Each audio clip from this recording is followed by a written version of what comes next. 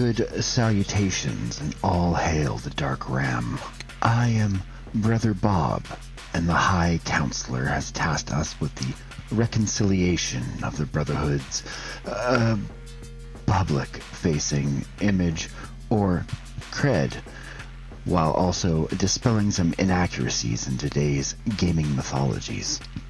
Today I'm given strict directive to survey the polygonal land space that is Fatal Frame. Released on the PlayStation 2 in 2002, it deals with the vengeful spirits of those who have been wronged, seeking the succulent flesh of those who would try and expel them. The game begins with Mafuyu Hinasaki, who travels to an unmarked location in search of an author to whom he is indebted to, according to the opening narration. Speculatively, Mafuyu must have some romantic ties to the author, possibly going this far out of his way so that he may profess his undying affection to this man. Or perhaps this is a more stalking type situation. The voice acting leaves something to be desired and does not allow me to get my bearings on the situation. The forbidden rituals of this area. It looks like Mr. Takamine was doing research into them. I wonder if his group is still here. Mafuyu comes across a notebook of the lost scribe and is treated to a flashback of him and two others being stalked by a many-handed kimono demon. Mafuyu in the foyer hears but cannot see something ascending the stairs and takes the camera he inexplicably takes with him and sees a haunted soul who attacks Mafuyu, but unbeknownst to them he has an item of magical importance, the camera obscura. This camera will banish spirits for a time, when in reality one should capture their souls, building an army of the damned for you to mold to your will. Is Deborah whining about the team-building triathlon? Send a soul to banish her image from the face of this crooked earth. Save the souls. Burn the haters. Soon after, Mafuyu is grabbed by the many hands of the Alpha Spirit, and we cut to the actual protagonist and sleepy-headed Miku Hinasaki, his sister. The color has now returned to the game, inexplicably. I would rather the harsh darkness, but the drab color reminds me of home, so it will suffice. A young white kimono-wearing child pleads for Miku's help before vanishing. She may be a child, but a little more information for the task at hand would be a great help in these troubling times. She has come as a savior to her brother's ill-fated plot to capture the writing man, and inspects the mansion until she comes across many spirits peeking out and wandering the halls, mostly complaining. Some looking like angry teens, skulking the halls because Mom told them, "No, Bob, you can't go with your friends to the Manson concert. His ideologies don't conform to our more conservative points of view." And then you say, "Fine, if you think he's bad, I'll just run away to be with people who are like me, who want me." And that's how I ended up indebted to an ancient ram god. It sounds bad, but they're fairly lackadaisical in terms of what music I can listen to. Miku finds spirits cryptically telling her about the ropes, using the powers they possess to pass through the veil and nary an important message delivered. The many-handed ghost of groping is seen in a flashback chasing Mafuyu, making much better use of their otherworldly powers, cornering the weak and desecrating those who stand before them. Mafuyu's notebook casts light on some of the things that Miku, at this point in her life, should have probably already been aware of. Like the camera that she grabs was in fact their mother's. He goes on to say that the owner of this palace of ill repute was a landowner who went mad and killed everyone inside. Maybe he got upset at all the people who would come over unannounced, tracking mud on the rugs and drinking all of the OJ. Guests are nice, but sometimes need the strong hand of authority to reaffirm dominance in your household. Killing seems a bit much, but I'm not one to judge. The little black-eyed kimono girl appears once more, pointing to Miku's camera, then to a shoji screen. Miku realizes that the camera can illuminate some unknown paths, allowing her to progress through the power of the camera. And the kimono girl isn't mute or anything, perhaps caught up in some otherworldly charades. The dead have a tendency of making games out of what they're trying to tell you. Years wandering a cold and indifferent world, devoid of a corporeal form, gives spirits an odd outlook on life, and no nuance in terms of how to communicate. Rattling some chains and slamming some doors doesn't equate to find my effigy in the attic and burn it in the well where I died to free my soul. Get it together, Mike. Use your words for Christ's sake.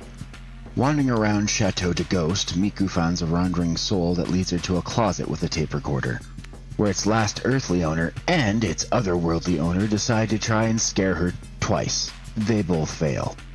In a flashback, Miku sees the living corpse running from something and hiding in a closet. Unbeknownst to him, that ghosts have no affinity for such things as walls, ceilings, or privacy and personal space.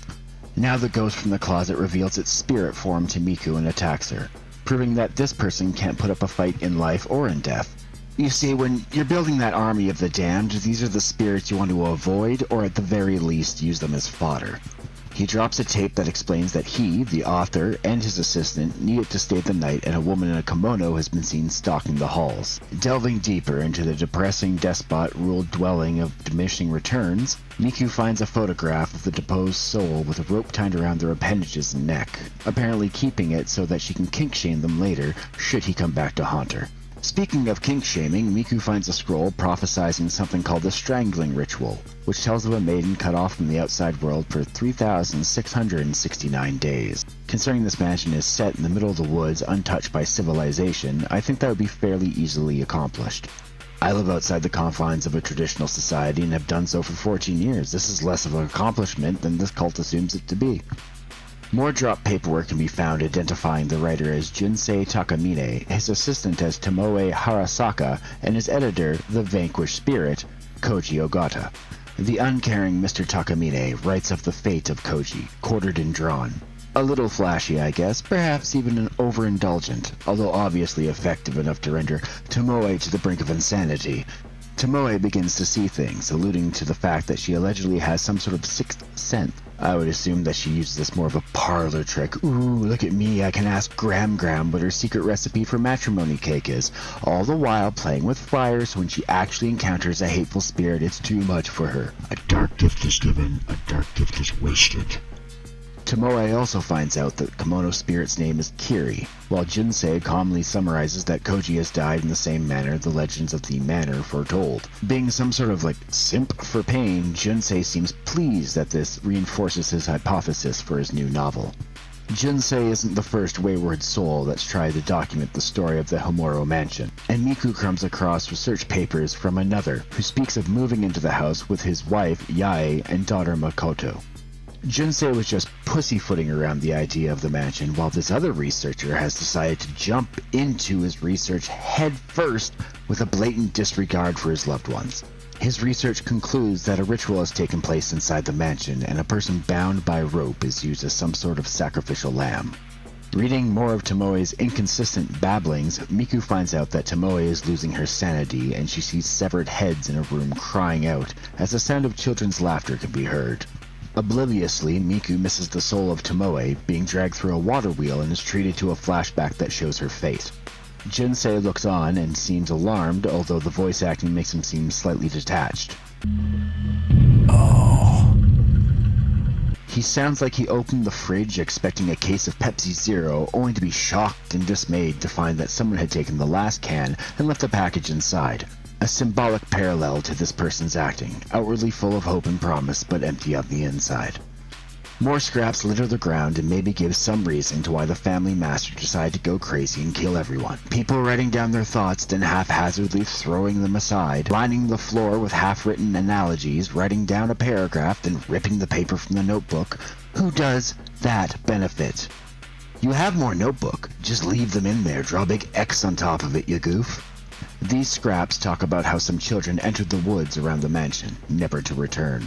Save for one girl whose parents went missing. She is later adopted by Mr. Hinasaki, who shares Miku and Mafuyu's last name, and was friends with the Mr. Ryozo Mononoke, the father of the missing girl, who is also himself missing. Tomoe, being a regular Dan Brown, drops a novel worth of boring exposition saying something about a broken mirror and seeing visions of people running scared, while something cold and dark lurks from deep within the mansion. The better researcher, the committed one, recounts the legend of the 5 mirrors that occupy the region, with a 6th holy mirror that is used to fend off an impending disaster called the Calamity.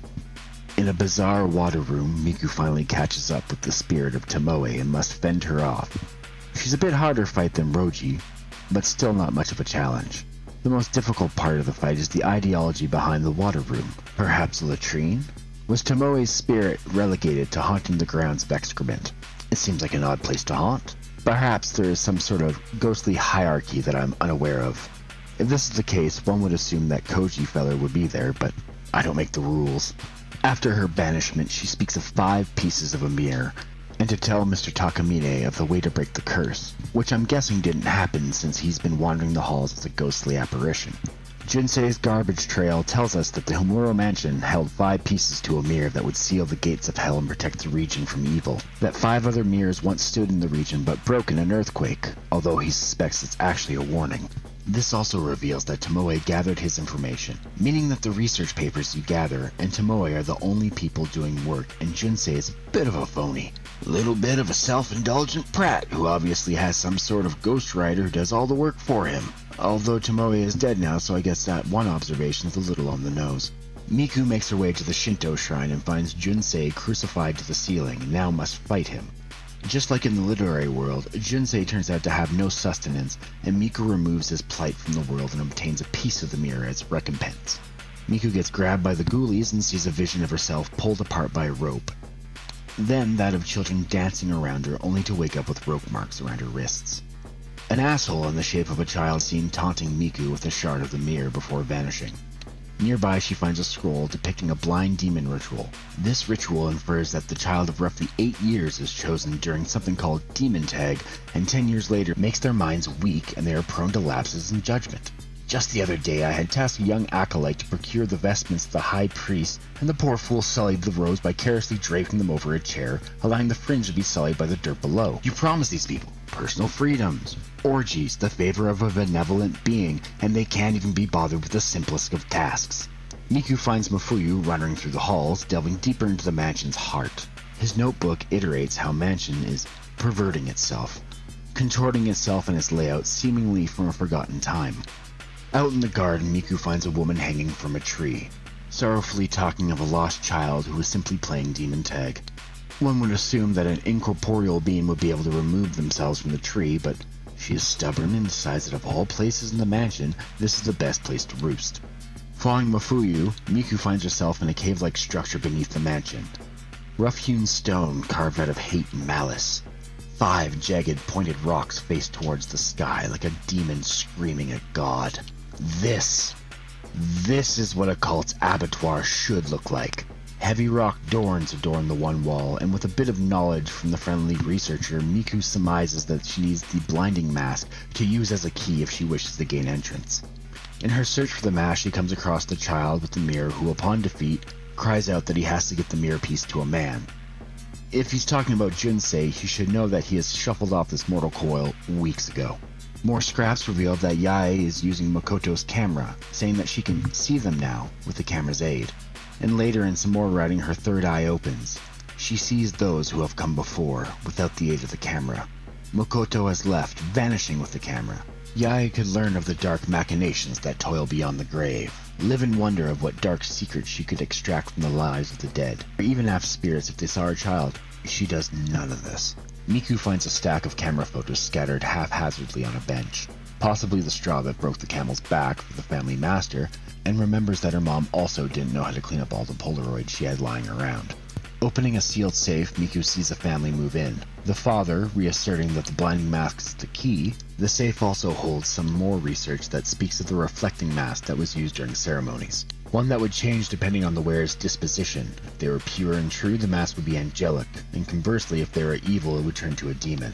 It is said that the master's mask was that of a demon on the last day of the ritual, which, if you were part of this cult, you could probably easily surmise that this person is perhaps a little bit on the unlawful side. A mask of pure white that can easily denote whether a person's intentions are full of hate or malice, or love and joy, and these people can't ascertain whether or not this person may wrong them. This is the ceremonial robes, all over again. Miku sees a woman hanging from a tree again, unwanting to move, I guess, and she recounts her fate, playing with the camera to catch a glimpse of the otherworldly spirits as Miku cries out "Mama," and they come back to the present to attack her. Okay, so now she can apparently move from the tree. Fickle spirits is why the Ram advises us not to use them in complicated tasks. Upon the spirits' dispersion, you find a note. This was Yae, wife to the researcher named Ryozo, which means that their daughter Makoto was adopted by a Mr. Hinasaki, meaning that Yae is probably related to Miku in some way since she cries out for her mother upon seeing the ghost in the flashback. Ryozo drops more clutter that describes the blinding ritual and the demon tag ritual are performed by a family master. The master wears a mask when he performs the ritual to eliminate the maiden of all worldly connections. He also ascertains that everyone involved in the ritual are related, meaning that the person sacrificed and the executioner are related. This makes more sense. This abandoned cult in the middle of the woods relies on family, and if my family is any indication what that means, they rely on keeping secrets about family embarrassments and heteronormative lifestyles. Miku watches through the eyes of a mask and sees the blinding ritual take place, which is fairly self-explanatory. The mask with the eye pokers goes on a lady and it pokes the eyes. Through a bizarre set of mask-related obstacles, Miku can finally obtain the blinding mask, the purpose of which is to open doors to the strangling staging area, and blind a woman so she can chase some kids around to choose the next rope mate. A key would have sufficed. Don't get me wrong, our Ramhead Lord likes to indulge in certain pageantries from time to time, but even in all his benevolence, he would have liked practicality overall. You can open a door and blind someone just as easily with a key. The gouging mask of 1,000 pains opened the doors, and Miku is shown Ryozo's fate being pulled through. She further finds his fate by grabbing another piece of the mirror from his long-decayed corpse. This leads to a vague flashback of the mirror breaking and Kiri being brought into the strangling ceremony. And just as the vision ends, the corporeal manifestation of a sex offender who can't use public transit anymore reaches out for Miku. She views what befell the mansion, the strangling ritual, the family master's descent into madness, and awakens on the floor of the cavern. Further into the void is blocked by an apparent cave-in, and she views Mafuyu through a hole that was left in the debris. Speaking of debris, Miku finds more research that speaks of the calamity. The ritual has failed and the malice escaped. The scroll says 1,347 souls were lost, which is a bit of a lie since Miku arrived and Mafuyu before her and Jinsei and company before him, and the researchers and his family before them. The souls have been restless, well, unless they're hanging from a tree. Another shrine is revealed to exist within the confines of the mansion, one where the original Rope Shrine Maiden has been laid to rest. The Moon Shrine is meant solely for the Rope Shrine Maiden and would allow Miku to pass the detritus that has found its way into the other pathway. To get to the Moon Shrine, Miku makes her way through the garden. Lightning crashes where an old mother dies. Inside the Moon Shrine, Miku is tasked with finding 4 symbols and a master seal to gain access. She does this by conquering the spirits of the damned, 4 rope pullers who killed the Rope Maiden. Near the priest's burial mounds, they have written that an unknown guest had come to see Kiri before the ritual, and that the family master worried of her purity, so they killed the man and lied to Kiri. But since Kiri is relegated to a single room for 10 years, she's had some time to think. And in some of that time, she's probably thought, hey, that guy I kinda liked who came by a couple of times probably didn't go home. He's probably here to see me die, and that's what everyone comes to this temple for. He probably gave his life the old heave-ho into the afterlife. Seems a bit disconcerting that they would do that to me. I'm of great importance in my death, but you can't show me the importance of a little transparency here? Come on. Miku makes her way into the moonwell and finds another piece of the mirror, only to have the ghostly grab-ass pursue her. Like the bad party kids drinking cheap vodka, Miku wakes up unknowing where she is, with the black-eyed kimono girl pointing at an instrument. Fairly presumptuous of kimono girl, because she assumes that Miku has some sort of inherent musical ability which is never mentioned before and will never be brought up again. Playing the instrument, Miku opens a secret passage that allows her access to the upper parts of the mansion. Upstairs, Miku finds the fourth piece of the mirror as well as a bunch of Kiri's diaries, and in an act obviously that doesn't respect her privacy, Miku reads every single one. Kiri describes a man who has come to the mansion and she falls in love with him. She also knows that they got rid of him once they found out she had feelings, and now she is saddened by the fact that she got the man killed. In a flashback, Miku sees the man whom Kiri falls in love with, and he bears a striking resemblance to Mofuyu. Miku finds a priest's notebook and deduces that the gates in the shrine below the mansion is actually the gates to the land of the dead, and the ritual is meant to keep them closed. If they are not, the calamity will occur and malice will infect the land. And quite frankly, there are a couple of discrepancies in the telling. The land of the dead exists behind a thin veil that separates yet still connects our worlds. Simply tears that occur randomly, like the ozone layer or a punk rock girl's fishnets, allowing the lost souls to go but not return, bemoaning the life they once had and the life they now are forced to occupy. If there were to be a door channeling the forgotten souls of a life once lived, it would be much easier. Every Mary, Frank, and Wes would be more happy to perform the dark rites. It is akin to the time before Napster. File sharing was still a thing, and quite frankly easy to do if you knew where to look, but there was just enough effort that was needed to scare off any lazy person who didn't want to take the 5 seconds to research what they were doing. Summoning spirits has a low bar of entry, but just enough to scare away the more flippant, uncommitted non-believers who would just summon a soul and they would sit there staring back and forth at each other, unknowing what to do, knowing full well that they had intended on this being the outcome, yet still surprised it happened. Deeper and deeper Miku goes, finding a lovely morsel of information pertaining to the camera. Her brother writes that their grandmother was the one who gave your mother the camera, and that their great-grandmother's name was Mokoto, the vanishing and reappearing and vanishing again girl, meaning that Yae is in fact Miku's great-great-grandmother and apparently dies in much the same fashion as your mother, which for Miku's sake, let's hope that her mother has learnt from the sins of the father and all that and cut her spirit down from whatever tree she's bound to. Miku sees the start of the calamity. The ropes from the strangling ritual are tied to the stone with the mirror inside, and they snap suddenly, opening the doors. When Miku attempts to insert part of the mirror, she is confronted by Mofuyu, who gets absorbed into Kiri. They fight until Kiri's scream shatters the camera and the final piece of the mirror is found within. The little girl could have called out to Miku that the mirror was in fact inside the camera, but the little shit doesn't. Is there perhaps some sort of unwritten law with the spirits of the undead pertaining to giving advice to the living? I mean, she should be fine with speaking now, since there's no way of Miku forming any sort of rebuttal vis-a-vis capturing her soul within the camera.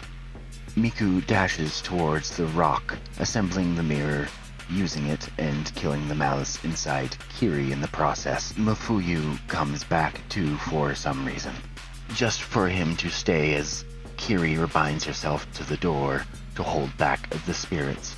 They both die, Miku being the sole survivor, escaping and watching the souls leave the mansion. Inaccuracies aside, Fatal Frame has done something wonderful when it comes to the term survival horror. A fresh coat of paint on festering maggots crawling across the corpse of a long-dead cow. The camera mechanic adds a level of intimacy to the act of dispelling your foes and forces the player to engage in almost all combat situations instead of fleeing. Puzzles are run-of-the-mill and fairly easy for the most part, with one minor annoyance. The way to unlock doors involves a picture hunt of sorts that encourages the player to backtrack large swaths of the map. It's the equivalent to find item X to door Y in other games of this nature, but it can be an annoyance nonetheless. At the very least, other games, a glimmer may appear on the ground indicating to the player that there's something to be found. This game bets more so on the fact that you have a photographic memory. The map, at least, works well to help you navigate the mansion, and the mansion itself isn't big enough for this to become a larger issue. Apparently in 1986, the year that this game takes place, this humble abode is what counts as a mansion, which is fairly modest if I'm to be honest. Although reflecting back, I don't remember seeing a single toilet in the entirety of the mansion. There was that water room that I joked as being a latrine, but perhaps people would precariously hover over the edge, hoping not to fall in. Or maybe they worked on a buddy system type situation, or reverse, forsaken trust fall. Living closely with enough people, and I can say with absolute authority that I would never trust any of the acolytes to hold me as my backside hovers over the sewage abyss. They'd probably drop me if I asked for some TP, more than likely give me the Great One's robes. Then again, this family also has people get their eyes gouged out. They know it's a ritual, happens all the time. Yet, not one book or scroll mentions anyone trying to flee, so the sacred ritual of not allowing your friend to fall in the shit creek must have held some reverence. Since Fatal Frame foregoes the idea of different weapons, they instead work off of a score-based system that rewards you with points after each spirit is vanquished, allowing you to upgrade your cameras, and stronger film types help deal more damage. There are special functions of the camera that can be unlocked, and these produce many different effects such as slowing an enemy down, pushing them back, or even highlighting them. Each power uses a stone which are finite, so it's best to use them during tougher fights. The sound in Fatal Frame appropriately encapsulates the atmosphere, and many times walking through Humoro's mansion I could hear the distant chants, knocking doors, or squeaks of old rotting wood beneath Miku's feet.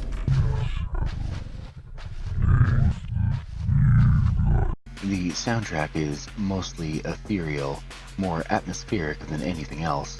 Not something people would blast over the car radio, but perhaps something to play when Halloween comes around.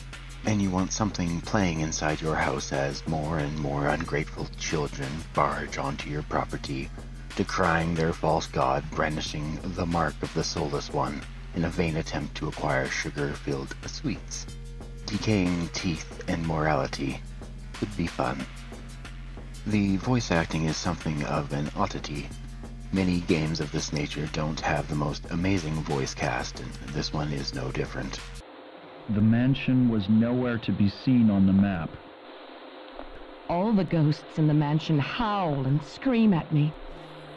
The rope shrine maiden ritual, as told of in legend. Although there is something dreamlike in their delivery. Even characters who aren't dead sound like a far-off spirit calling from the fog. Maybe the idea is to give this game the feeling of a dream turned nightmare. The voice actors give a NyQuil to help reflect the tired nature of the characters, their longing for rest, the need to replenish their joie de vivre. Or maybe it's a cutting commentary that we're all going through life, living on a cloud, unable to see the injustice and atrocities before our eyes, obsessed in our own self-imposed narcissism in a vain attempt to shelter our fragile egos. It's bad, but it's endearing in an odd way. Polygonally, Fatal Frame looks fine for a game of its time. There's a restraint on what has been produced. Oftentimes the game forgoes the idea of adding blood for shock value, instead sparingly using it to punctuate a scene or an area. Speaking of areas, most are bland in the mansion proper, giving the rooms that have more interesting set dressing more punch. The ghost models have a hazy, disruptive around them, so you can't quite see the low poly model behind it, but also gives them an otherworldly feel. I would recommend Fatal Frame for those in search of a new spin on an old classic, adding Japanese mysticism into the mix, which helps heighten the mystery, at least for this white guy living in a bunker in the middle of nowhere. In terms of authenticity of the mythology and use of ancient spirits, and how they interact with the bonds of this world, I would give Fatal Frame a 4 out of 5.